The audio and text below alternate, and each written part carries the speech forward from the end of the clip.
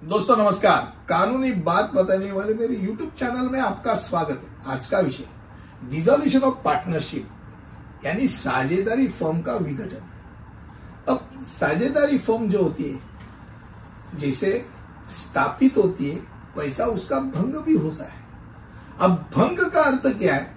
तो उस फर्म के नाम से व्यवसाय को समाप्त करना, फर्म का कानूनी इकाई रूप से अस्तित्व समाप्त होना। इसमें सभी देनदारियों को निपटान करना पड़ता है, संपत्तियों का निपटान करना पड़ता है और सभी व्यावसायिक परिचालनों को समाप्त करना आवश्यक होता है। दूसरी ओर साझेदारी को भंग करने के केवल भागीदारों के बीच समझौता समाप्त होता है, लेकिन अगर मान लो 4 में से 2 बोलते कि हमको चालू रखना है, तो भाई वो बाकी के 2 जो है 4 में से बाकी के 2 जो है जो बाहर जा रहे हैं उनका जो पैसा उनको देना पड़ता है। गुडविल बोलो या कैपिटल बोलो, उनका जो है हिस्सा वो हिस्सा उनको दिया जाता है। अब मान लो बंदी करना है तो देनदारियां जो है वो उसका निपटान करना जरूरी होता है। जो ऋण है पार्टनरशिप फर्म पे या किसी एक पार्टनर ने वो फर्म के लिए ऋण लिया है तो वो पार्टनरशिप फर्म का ही है। वो सब निपटान करने के बाद सब खाते बंद करने पड़ते, बैंक अकाउंट्स जो खुले हुए वो बंद करने पड़ते, उनके ऑडिट करने पड़ते और ये सब कानूनी औपचारिकता करनी पड़ती है। इसके बाद नुकसान और फायदा, ये नुकसान और फायदा जो है वो पार्टनरशिप में बांटा जाता है। अब जब पार्टनरशिप फर्म जब स्थापित की जाती है, वो रजिस्टर की जाती है, उसमें ही लिखा जाता है कि भाई बंद करते समय कितने परसेंटेज किसको कितने परसेंटेज मिलेंगे। इसमें फायदा और नुकसान का परसेंटेज भी दिया जाता है। उस हिसाब से अगर फायदे में है, पैसा बचा है तो बांटा जाएगा। अगर मान लो नुकसान बचा है, लोगों को पैसा देना बाकी है, तो पार्टनरशिप फर्म में जितना पैसा देना है वो जो परसेंटेज वाइज वही पार्टनर अपने पैसे देंगे और ऋण मुक्त होंगे। और विघटन जब होता है तब ये सब एक बार खत्म होने के बाद पैसा लेन देन सब खत्म हो गया, तब ही वो साझेदारी फर्म का विघटन पूरा हुआ ऐसा माना जा सकता है। अब साझेदारी फर्म का विघटन क्यों होता है?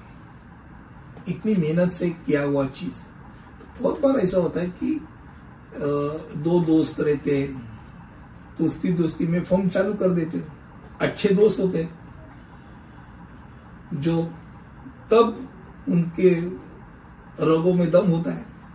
अब बूढ़े हो गए भाई, वो धंधा जो है उसके काम निपटने के लिए उनके पास ताकत ही नहीं है, या उनके बाल बच्चे जो है वो अलग से धंधे में इंटरेस्ट होते हैं, उनको उनका धंधा से कोई लेन देन नहीं रहते। ऐसे समय वो बंद करना अच्छा होता है। मान लो और भी चीज होती है कि जो इंपॉर्टेंट है। साझेदारी में ऐसे भी होता है कि एक ही पार्टनर जो होता है सब वो मेहनत करने वाला रहता है, वही मर गया, तो साझेदारी बंद करने में समझदारी होती है। अब ऐसा भी होता है कि साझेदारी में एक दूसरे पे विश्वास ही खो दिया, एक दूसरे के ऊपर उंगलियां दिखाना चालू हो गया कि तू तो मुझे फंसा रहा है, तू तो दिखाई नहीं रहा है, तू बोल रहा है नुकसान है, मुझे तो लगता है फायदा ही फायदा है। तब ऐसी बात जब होती है तब वो साझेदारी ज्यादा टिक नहीं सकती। उसके बजाय वो उसका विघटन होना ही अच्छा होता है। अगर मान लो उस प्रक्रिया में एक साझेदार ने दूसरे साझेदार पे अगर कोर्ट केस कर दी, न्यायालय में गया, तो फिर न्यायालय निर्णय लेता है और न्यायालय वो निर्णय लेके उस साझेदारी फर्म का विघटन निश्चित कर देता है। वो करते समय पार्टनरशिप फर्म स्थापित करते समय उसने आर्बिट्रेशन क्लॉज रखा, तो आर्बिट्रेशन ये तो न्यायालय है बैठा। अब साझेदारी फर्म एक बहुत अच्छा प्रकार है जो धंधे में नॉर्मल कोर्स में, व्यवसाय और धंधे में नॉर्मल कोर्स से बहुत जगह दिखाई देता है। एक अपनी ताकत देता है, एक अपनी अक्ल देता है, एक कोई पैसा लगाते हैं, कोई सब लोग एक साथ मिलके अच्छा कुछ व्यवसाय और धंधा कर सकते हैं। और उस साझेदारी फर्म का विघटन कैसा होता है इसके बारे में आज का वीडियो था। मुझे लगता है कम शब्दों में आपके सामने में ये विषय रखा। अगले वीडियो में ऐसे ही कुछ लेके आऊंगा, तब तक के लिए यही रुकता हूं। धन्यवाद।